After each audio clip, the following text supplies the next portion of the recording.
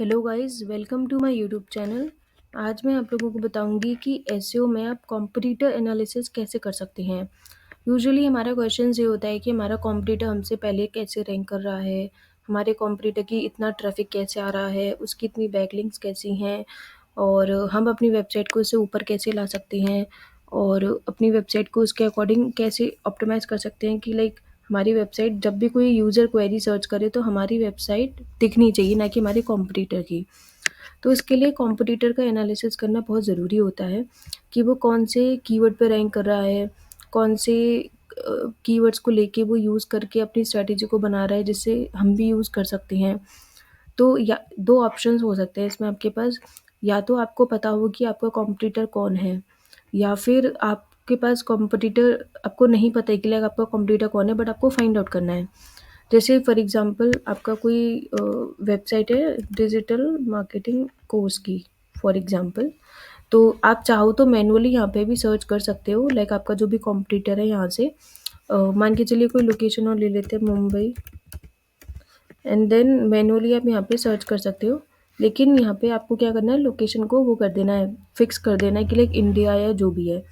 Then उसके बाद आप यहाँ पे अपने मैनुअली कॉम्पिटिटर को देख सकते हो। तो उनका आप फिर एनालिसिस कर सकते हो कि मुझे इस कॉम्पिटिटर का एनालिसिस करना है। दूसरा ऑप्शन है कि आपको पता ही नहीं है कि आपका कॉम्पिटिटर क्या है या कौन है। तो उसके लिए क्या कर सकते हैं हम, फर्स्टली आपको कोई भी टूल यूज़ करना है। मेरे पास मैं 2 टूल का बताती हूँ आपको, एक तो सैमरिश का और एक ऐसी रैंकिंग का। सैमरिश में तो बेसिकली जैसे मुझे पहले से ही पता था मेरा कॉम्पिटिटर कौन है, तो मैंने यहाँ पे थ्राइव डाल दिया। फॉर एग्ज़ाम्पल मान के चलिए, चलो थ्राइव का, कि मेरे पास मेरी वेबसाइट ही थ्राइव है और मुझे ये पता करना है कि मेरा कॉम्पिटिटर कौन है। तो इसमें क्या करना है, सीधे आपको जाना है मेन ऑर्गेनिक कॉम्पिटिटर। तो यहाँ से आपको पता चल जाएंगे कि मेरे कॉम्पिटिटर्स कौन-कौन हैं। तो 2 ऑप्शंस मैंने आपको बताए। फर्स्ट, कि मुझे पता है कि मेरा कॉम्पिटिटर कौन है, तो मैं क्या करूँगी, डायरेक्ट उसकी वेबसाइट को उठाऊँगी और टूल में डाल दूँगी। तो टूल बता देगा ऑटोमेटिकली कि उसकी बैकलिंक्स कहाँ बनी हुई हैं, उसका कीवर्ड क्या-क्या है, उसका ट्रैफ़िक कितना है। दूसरा कि मुझे यही नहीं मालूम है कि मेरा कॉम्पिटिटर कौन है, मुझे मेरे कीवर्ड पे बस पता करना है। तो आप अपनी वेबसाइट का डोमेन डालिए और यहाँ पे अपने कॉम्पिटिटर्स को फाइंड आउट कर सकते हैं। अभी मैं फर्स्ट वाला ऑप्शन लेके चल रही हूँ जिसमें मुझे ऑलरेडी पता है कि मेरा कॉम्पिटिटर कौन है। अब मान के चलिए कि फर्स्टली हमने यहाँ पे सारी, सैमरिश क्या करता है, सारी जितनी भी इन्फॉर्मेशंस होती है वो सारी एक जगह इकट्ठी करके रख देता है, फिर आप ताकि एनालाइज अच्छी तरह कर सको। तो इसमें फर्स्टली आप देख रहे होंगे इसका AI visibility 52, mentions 2.3 K, and cited pages AI mode. आजकल चैट जीपीटी AI मोड और ये सब बहुत चल गए हैं, तो ये उनका बेसिकली डाटा दिखा रहा है कि 52 AI की विजिबिलिटी है। जैसे इसका स्कोर होगा आउट ऑफ 100, उसके बेसिस पे दिखा रहा होगा 52 में भी, क्योंकि ये कुछ नई चीज़ है। और इसके बाद इसमें इसके ट्रैफ़िक और इसके कीवर्ड्स और इसके कॉम्पिटिटर्स वगैरह भी देख लेते हैं एक बार, कितना है इसका। तो इसका ऑथोरिटी स्कोर है 47। ऑर्गेनिक ट्रैफ़िक अगर आप देखेंगे तो 176.3 के है, जो थोड़ा गिर भी चुका है। और रेफरिंग डोमेन्स का मतलब होता है कि आप बैकलिंक्स वगैरह बनाते हो, लेकिन क्या करते हो कि आप एक ही वेबसाइट पे मल्टीपल टाइम्स बैकलिंक्स बना देते हो। तो लेकिन जो डोमेन कंसीडर होता है वो एक ही होता है। तो रेफरेंस डोमेन्स का मतलब है कि आपने कितने times, multiple times different domains पे जाके बैकलिंक्स बनाई है। यानी आपका जो वेबसाइट है वो कितनी मल्टीपल वेबसाइट से अटैच्ड है जो यूनिक है।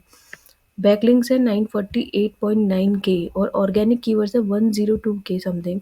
इसकी वेबसाइट काफ़ी बड़ी है, काफ़ी आई मीन लार्ज स्केल पे बनी हुई है, इसके काफ़ी पेजेस हैं, तो ऑब्वियसली इसके कीवर्ड्स भी बहुत ज़्यादा होंगे।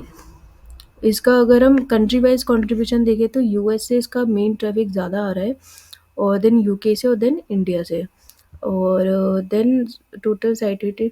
इसमें ये है कि ये हमारे वो होते हैं, लिस्टिंग साइट्स होती हैं, क्लच हो गया, डिज़ाइन रश हो गया, तो वहाँ पे इसकी लिस्ट डाउन हो रखी है, तो उनका भी यहाँ पे दिखा रहा है कि टॉप कौन कौन से हैं जहाँ से इसको ट्रैफिक आ रहा है।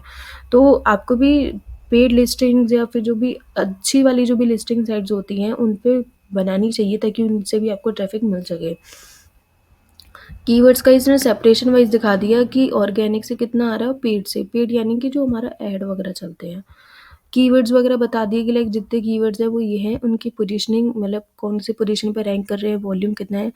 यहाँ से आप अपनी जो एसईओ स्ट्रैटेजी है उसके लिए यहाँ से कीवर्ड्स वगैरह को ले सकते हैं।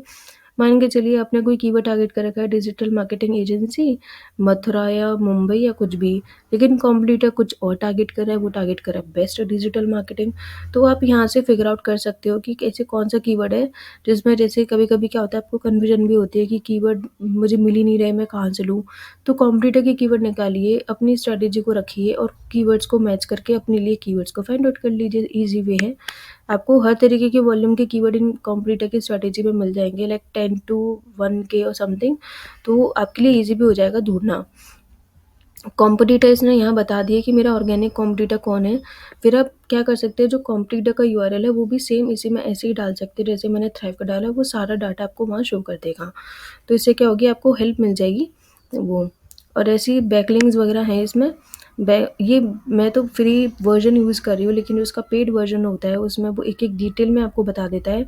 आप उसकी शीट को डाउनलोड भी कर सकते हो बैकलिंक्स की, कि कौन-कौन सी बैकलिंक्स कहाँ-कहाँ बनी हुई हैं, उनकी कैटेगरी क्या है, लाइक इमेज के फॉर्म में बनी हुई है या फिर पीपीटी है या फिर प्रेस रिलीज़ है, जो भी है। तो यहाँ पे जितनी भी बैकलिंक्स होंगी वो आपको यहाँ पे शो कर देगा। आप इस डाटा को डाउनलोड कर सकते हैं, एक्सपोर्ट कर सकते हैं, एक्टिव कितनी है न्यू और लॉस्ट कितनी हो चुकी हैं। तो ये सारी जो भी बैकलिंक्स है ये बेसिकली बता रही है कि यहाँ पे ट्रैफ़िक भी बता देगा मेरे हिसाब से, कि नहीं दिखा रहा है आई थिंक, बट दिखा दे तो अच्छा है कि जैसे आपको ये पता चल जाए कि इसका मेन ट्रैफ़िक जो है वो कौन-सी बैकलिंक से आ रहा है या कौन-सी वेबसाइट पे बैकलिंक बनाने से आ रहा है।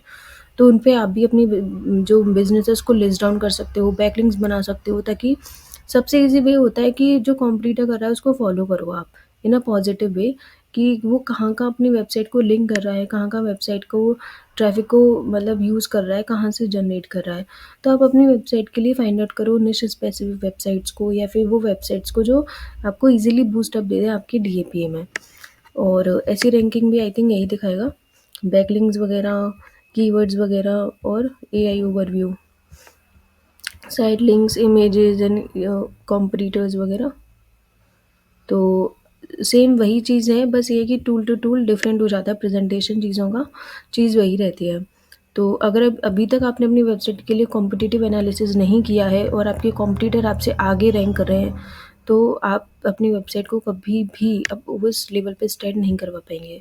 तो जल्दी से जल्दी कॉम्पिटिटिव एनालिसिस करें और अपनी वेबसाइट को टॉप पे लेके आएँ। अगर ये वीडियो अच्छी लगी हो तो प्लीज़ इसे लाइक और सब्सक्राइब ज़रूर करें। Thank you.